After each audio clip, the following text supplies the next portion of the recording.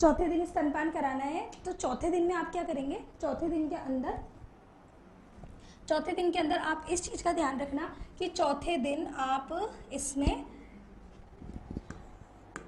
मधु plus, जहाँ सर्पी की बात करी थी ना उन्होंने, सर्पी की बात करी थी, यहाँ पे क्या बात आएगी, सर्पी की जगह यहाँ बात आएगी नवनीत की, ऐसा आचार्य बोलते हैं। और संग्रह में क्या आएगा, मधु प्लस, यहाँ सर्पी की जगह उन्होंने क्या बोला है, यहाँ उन्होंने सर्पी की जगह घृत ही बोला है।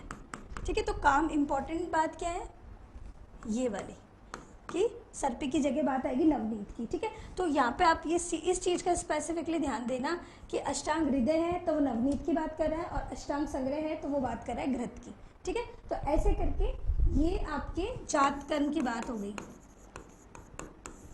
ठीक है, अब ये जात कर्म ही अगर बच्चे में स्तनपान के लिए पूछा जाता है तो हम इसे स्तनपान में भी यही चीज बोलेंगे कि स्तनपान के अंदर भी यही चीजें होती है कि अगर स्तनपान पे क्वेश्चन आता है कि कौन से आचार्य ने स्तनपान कौन से दिन बोला है, तो आचार्य जो अष्टांग हृदयकार हैं, आचार्य वाग्भट है, वो आचार्य सुश्रुत को ही फॉलो करते हैं। आचार्य सुश्रुत के ही अनुसार चौथे ही दिन स्तनपान करने की बात करते हैं, और वहाँ पे वो हृदय की जगह बात करते हैं नवनीत, मतलब मधु के साथ नवनीत का प्रयोग करें, और संग्रह में बोला मधु के साथ सर्पी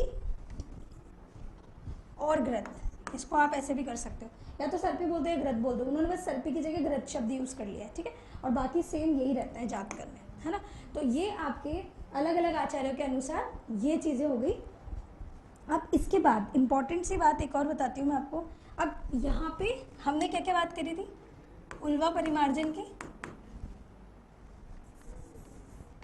इसमें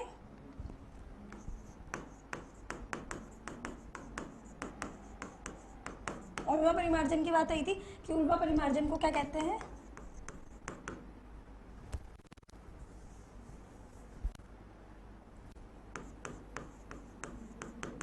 वर्निक्स केशियोसा, वर्निक्स केशियोसा का रिमूवल ऑफ वर्निक्स केशियोसा। अब रिमूवल करना है वर्निक्स केशियोसा का, इसी को उल्वा परिमार्जन का है, तो इसके लिए इन्होंने क्या बोला है, सैंधव प्लस सर्पी। सैंधव प्लस सर्पी से बच्चे के शरीर पे हम जब इस सैंधव सर्पी की मालिश करते हैं तो उल्वा परिमार्जन हो जाता है। ये उल्वा परिमार्जन जो है, इससे करने के पश्चात क्या होगा, जब हम बच्चे के अच्छे से मालिश करेंगे, सैंधव सर्पी से इसको साफ करेंगे, तो क्या होगा, इससे बच्चे में थकान हो जाएगी, तो अभ्यंग करना पड़ेगा, फिर वात बढ़ सकती है इनसे, तो अभ्यंग करना है। और अभ्यंग किससे बोला करने के लिए, अभ्यंग किससे बोला है, बला तेल से, बला तेल से अभ्यंग करना है। ठीक है, तो उल्वा परिमार्जन में सबसे पहले वर्निक्स केशियोसा को रिमूव करने के लिए सैंधव सर्पी का प्रयोग करते हैं, उल्वा का परिमार्जन हो जाता है जिससे, और फिर हम बला तेल से उसका अभ्यंग करते हैं, जिससे बच्चे में आई थकान या बढ़ी हुई बात को वो कम करते हैं। अब उल्वा जो है, ये वर्निक्स केशियोसा है, ये करती क्या है, ये क्या करती है, थर्मल रेगुलेशन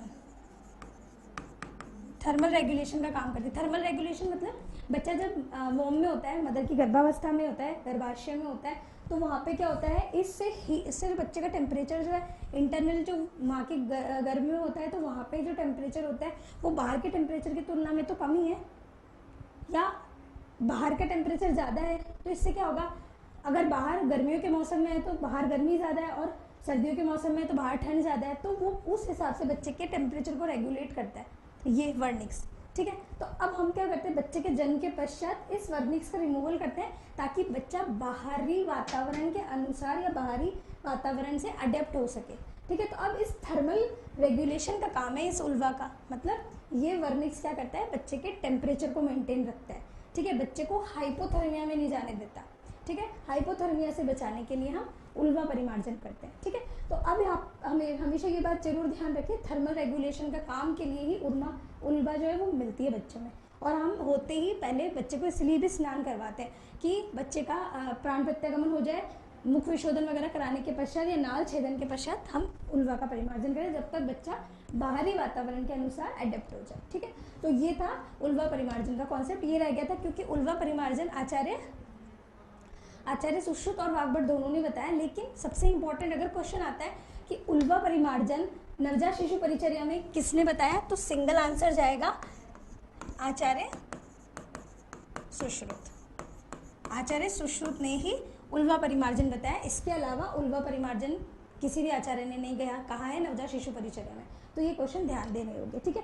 अब ये था हमारा नवजात शिशु परिचर्या का कॉन्सेप्ट। अब इसके बाद हम मॉडर्न का नियोनेटल रिसक्सिटेशन देखेंगे नेक्स्ट वीडियो में। तब तक के लिए थैंक यू।